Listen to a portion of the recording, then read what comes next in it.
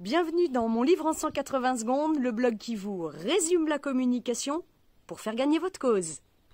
Alors pour ce troisième épisode, j'ai choisi de ne pas vous présenter le joueur d'échecs de Stefan Zweig, car il ne se présente plus, mais plutôt d'en faire ressortir un aspect qui peut vous intéresser en termes de communication ou plutôt d'auto-communication.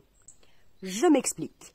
L'un des protagonistes de l'histoire, le très discret Monsieur B, va raconter pendant une 50aine de pages son isolement forcé, une torture psychologique raffinée imaginée par les nazis qui voulaient lui soutirer de l'information. C'est cette situation de solitude subie qui, pour la simple raison que le personnage n'a aucun autre interlocuteur à qui parler, qui va le mener au désespoir et à la folie pendant une longue descente aux enfers. Vous l'avez compris, la grande leçon est ici, contrairement à ce que disait Sartre, l'enfer, c'est les autres. L'enfer, c'est plutôt le silence ou l'absence des autres. Privé d'action et d'interaction avec autrui, Monsieur B se retrouve seul à seul avec ses propres pensées qui tournent en boucle jusqu'à l'obsession. Dites-moi pas que ça vous est jamais arrivé. Une obsession telle qu'il en arrive à souhaiter ses interrogatoires avec ses persécuteurs.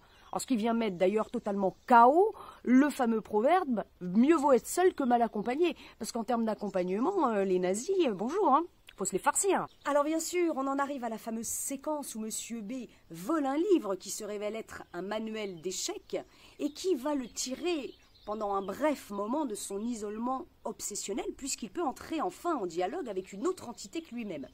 Jusqu'à ce que, pour éviter à son esprit de sombrer définitivement dans la folie une fois le livre terminé, Monsieur B est contraint de jouer des parties d'échecs contre lui-même, ce qui va amener à l'inévitable crise de dissociation d'identité. Alors qu'est-ce que cette lecture nous apporte en termes de communication persuasive? La grande leçon est attention à la solitude de l'esprit. Ne permettez pas à vos grandes idées et à vos points de vue idéalistes de devenir des idées obsessionnelles. C'est un phénomène qu'on voit souvent chez les personnes isolées, cette espèce de ruminement permanent d'idées fixes, cette répétitivité du même sujet. Cela nuit à deux choses. Tout d'abord, à votre système immunitaire et à votre équilibre nerveux, et deuxièmement à votre crédibilité pour vos interlocuteurs. S'ils vous voient arriver avec constamment les mêmes idées, ils vont dire bon, celui-là, ça y est, il va encore nous bassiner avec ses idées contre la chasse. Vous finirez par ne plus être invité au barbecue, surtout si vous êtes végane. Alors on reviendra très largement sur la question de la communication de vos grandes idées et de vos causes, et cela quand vous serez abonné à la chaîne. Mais en attendant, je vous invite à cliquer sur le lien vers l'article compagnon de la vidéo où je donne des clés pour une meilleure communication de soi à soi. Bonne lecture, à la semaine prochaine.